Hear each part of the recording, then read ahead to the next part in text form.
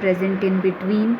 Okay, these vacuoles are responsible for maintaining the osmotic pressure. Then in between there is nucleus, then there is these long spiral structures which you are observing, that is this part, these are called as chloroplast. Okay, and then there is cytoplasmic strand. And see, when we talk about Spirogyra, this is one particular cell of Spirogyra.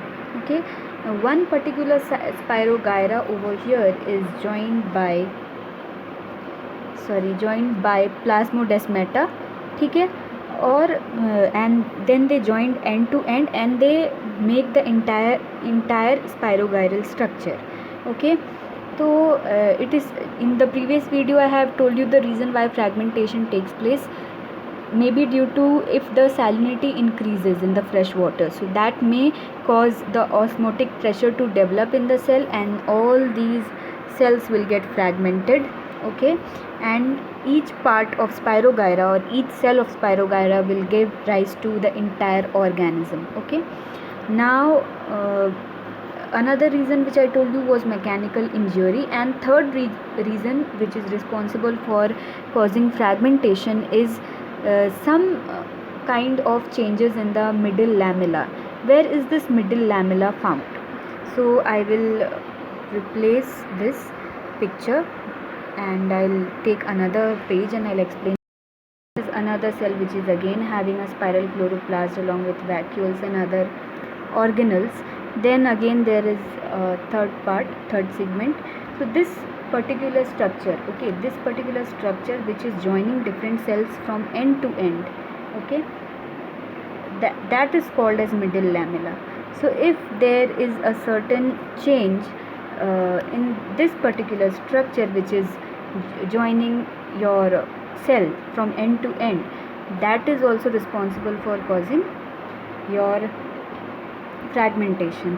Okay, so fragmentation is mostly common in Spirogyra, but that is in the case of plants. Spirogyra is a kind of green algae, okay, which is found floating on the surface of fresh waters like river water, lake water or pond water. Here we will see now fragmentation in case of animals. Okay, so let's start fragmentation in case of animals. So when we talk about fragmentation in case of animals, then we will learn about planaria. Okay, planaria is an animal which undergoes fragmentation, and the structure of planaria is somewhat like this. So when it will undergo fragmentation, its body part will divide into various fragments. Okay, this is the head fragment, this is the below part fragment, and each of the fragment will be giving rise to a new planaria. Okay, so there was a lot of debate that planaria undergoes degeneration or fragmentation, but since here the fragment is getting converted into one individual organism, it will be called as fragmentation. It is not a process of regeneration. What is the process of regeneration?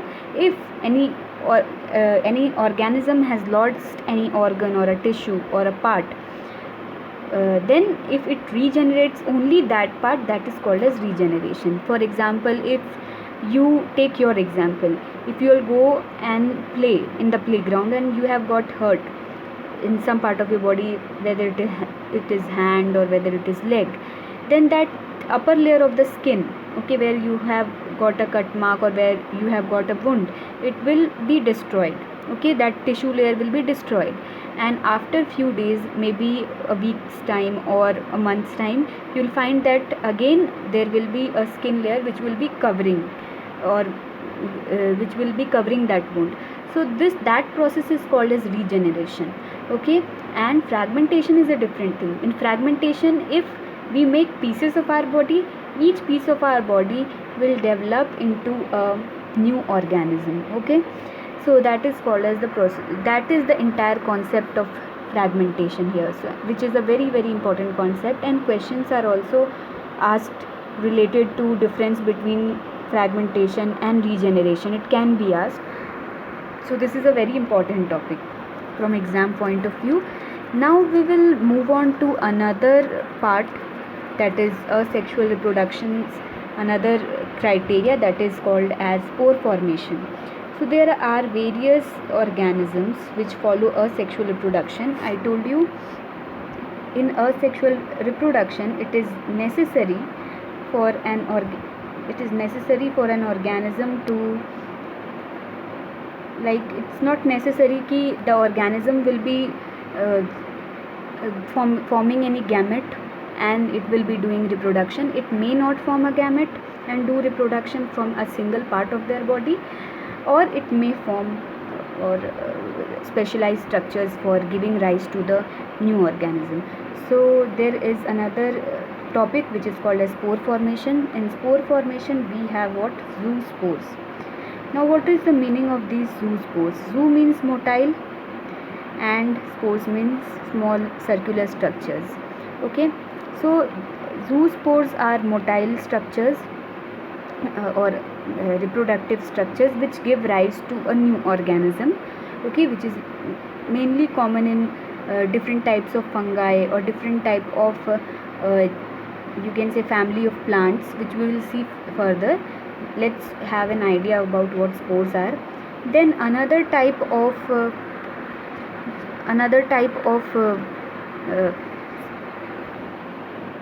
spores which is formed is conidia. ठीक है, conidia is another type of spore which is seen in bacteria like penicillium. Okay, now penicillium is a bacteria. Penicillium is not a medicine over here. I am talking about penicillium as a bacteria. Penicillium is a bacteria. Penicillin is the product of penicillium, okay, which is an antibiotic. So penicillium is an organism, it is a bacteria which is having the tendency to form spores on their surfaces. Suppose this is the bacterial structure. They are having a habit of developing small spores, chain like spores from above their body, and these are only called as what? Conidia. Okay, which are responsible for causing asexual reproduction in bacteria. So this is all about spore formation, which is another criteria for asexual reproduction. We will see the detail of spore formation in the next video, where we'll see the lines of NCERT. Okay.